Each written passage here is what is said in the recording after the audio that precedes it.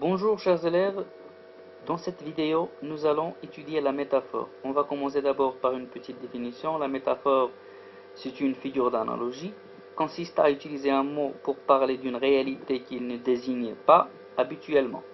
Elle fait ressortir une ressemblance entre deux réalités. Ressemblance, c'est-à-dire un lien ou bien un point commun entre deux réalités ou bien deux idées.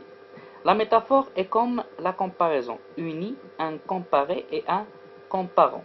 Sans outil de comparaison, elle peut aussi passer en silence le comparé, c'est-à-dire que le comparé est absent dans la métaphore parfois. La métaphore s'opère, c'est-à-dire s'effectue, à l'aide du verbe être par juxtaposition et à l'aide d'un complément de nom. Pour bien comprendre ces éléments, nous allons étudier les exemples ci-dessous. Le premier exemple, ce vieillard est une tortue. Alors, le vieillard, c'est un comparé, la tortue, c'est le comparant.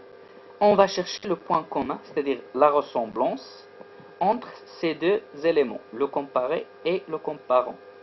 Le point commun, c'est quoi? Ou bien la ressemblance, c'est quoi? C'est que le vieillard marche lentement et la tortue aussi marche lentement. Le point commun, c'est la lenteur.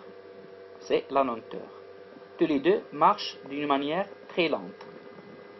La jeunesse est une rose. Le deuxième exemple. Alors la jeunesse ici, c'est le comparé.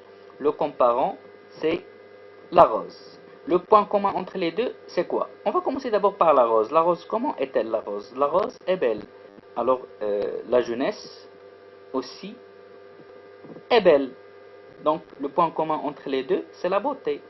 On peut faire ressortir un autre point commun ou bien une autre ressemblance entre ces deux éléments. La jeunesse ne dure pas beaucoup de temps et aussi la rose ne dure pas beaucoup de temps. Il faut en profiter. Donc le point commun, c'est quoi? C'est que tous les deux, la jeunesse et la rose sont fragiles. Sont fragiles. Il faut profiter de sa jeunesse parce qu'il ne va pas durer très longtemps. Voici un exemple là où il y a le comparé le comparé oui qui n'est pas présent. Ici, c'est cueillir votre jeunesse. Le comparé n'est pas présent. On va le comprendre à travers le verbe cueillir, cueillir. On doit le comprendre à travers ce verbe. Donc, cueillir votre jeunesse. La jeunesse comme une rose, ici. Donc, elle est fragile. Il faut en profiter de sa jeunesse. Parce qu'il est fragile et il ne dure pas beaucoup de temps.